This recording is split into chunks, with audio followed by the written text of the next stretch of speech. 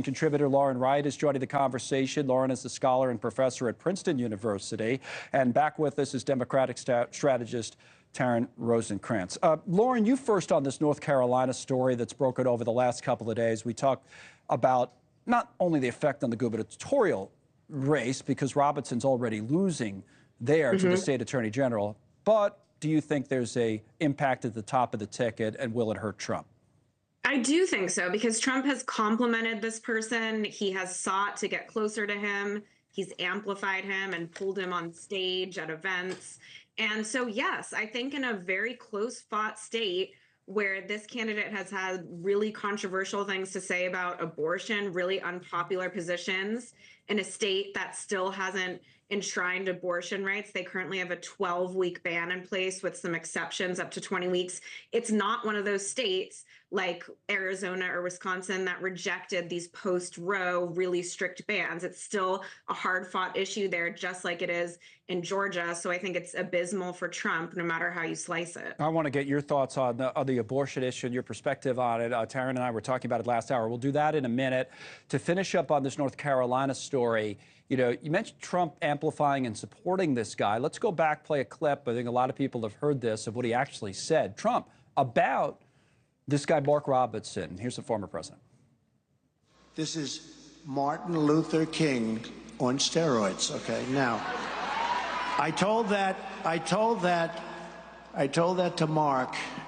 I said, I think you're better than Martin Luther King. I think you are Martin Luther King times 2. I mean, you know, Taryn, people can read through it, but this report that came out, he had allegedly said terrible things on this website about all kinds of different groups and people, including Martin Luther King. Yes. Yes, it's pretty shocking, not shocking in this situation, but it is pretty remarkable. If I was him, I would be trying to separate myself, but he just really can't. I mean, that clip has been everywhere over the last 24 hours of the Martin Luther King on steroids, just tied to this headline of "I'm a Black Nazi." You don't want to be in that position this close to the election, being tied so closely to a candidate who's been everywhere saying that on a porn website, needless to say, in a state that is a huge battleground for you, as well as somewhere that it is a state known to be full of people of faith, people who care very deeply about their faith, and where values, family values, are something that they talk a lot about.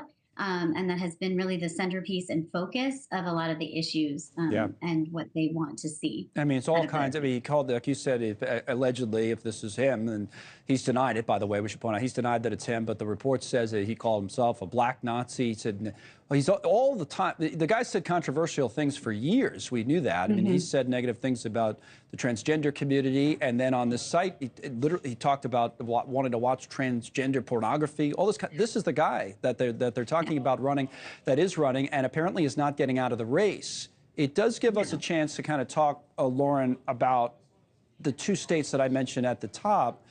If this hurts Trump in North Carolina, then Trump absolutely needs Georgia, right? So which state should Republicans be more worried about right now? I think maybe the answer would have been different a few weeks ago. Which state do you think Republicans are more worried about, Lauren, Georgia or North Carolina? You know, I think they're really worried about both. I think Harris has a really good shot at Georgia. Republicans have really screwed up there the past couple election cycles. They made certain assumptions. You know, in 2022, they ran Herschel Walker. He, blazed through the primary with celebrity status and then lost in the general election. They made lots of those kinds of mistakes. And Harris has been visiting there. She has strong ties there. And again, it is one of these hard-fought abortion states where the issue is very much on the minds of voters, and it's definitely on the ballot in a certain sense. What did you think of her comments today? I go to you first, Lauren, and then come back to Taryn. As I said, she and I talked about this last hour, right after the vice president finished in Atlanta, to focus an event in that state exclusively on abortion as an issue. What did you make of it? I mean, I think it's really smart strategically. Look, I think there's lots of weaknesses in Kamala Harris's candidacy. Abortion is not one of them. I think she should have probably been the White House's chief spokesperson on the issue from the second Roe v. Wade was repealed. They held back a little bit. and now she's really hit her stride. And so I do think in Georgia, it's a good match for the message. She can't totally abandon the economy, but she can definitely, put all her chips on this issue for the most part, and that's a strong strategy. And the reason I wanted to do it as a 1 out of 2, Taryn, to say, if Harris loses Pennsylvania, that's what we were doing at the top, which is entirely possible. It's literally a coin flip. I mean, according to the data, it's like about a 50-50 state. Maybe it's the slightest of advantages to Harris, but very, very slight. Then you get 16 each of these states. So it would be a must-win in one of the two. So that's what I would go back to you with. Which is more likely? Is it Georgia or North Carolina? Well, I think she's going to win in both, and I think she's going to win in Pennsylvania. Well, I know that's what you think, but I'm about to say, if you had to pick which she's more favored in or more likely, yep. But part of the reason I do is because I think that these issues are resonating with so many people, right? Like, I mean, the strategy here is to talk directly to these people about these issues and bringing them so much to the forefront.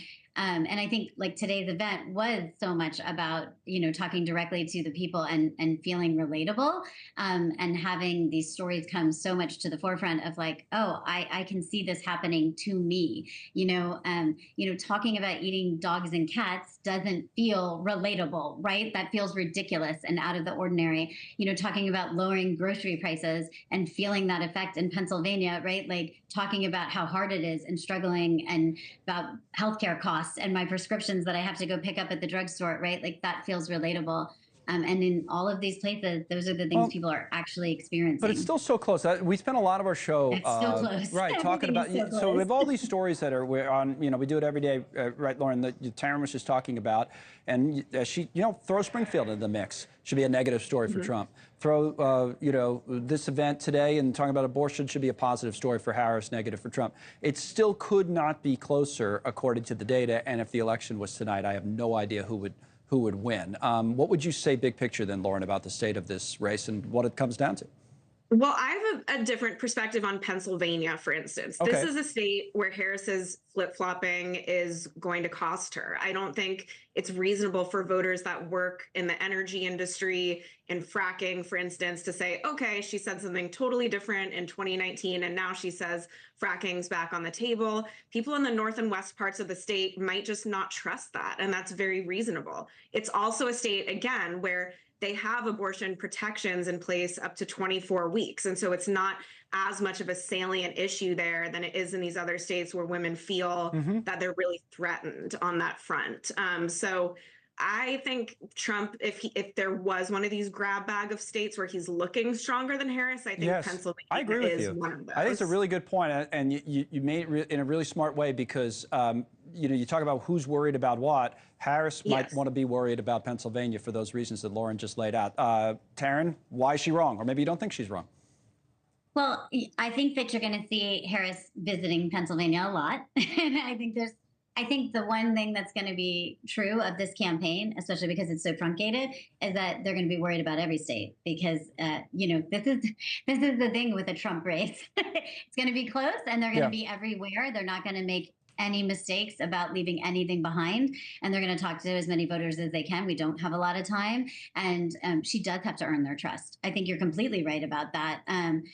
She's got to earn these people's trust, and we have a short amount of time. I do think that Trump is, to most people, very untrustworthy at this point, and he's losing more and more of that trust that he's got with people because he does seem more and more unhinged. I think the last debate was the first time a lot of moderates were like, wait a second, he is seeming really off, more so than ever before, and especially because Biden is not the candidate. He just has brought age to the table, and now it seems like he's showing his more and more. You may be right. I mean, the numbers didn't move a ton, something that is, which we looked at. The numbers didn't move a ton. Some of the polls did, but on the average, they didn't move a ton, which I thought was interesting as well. Good discussion. Taryn, thanks for all the time today. Lauren as well. We'll come back here and talk a little bit about this Springfield story.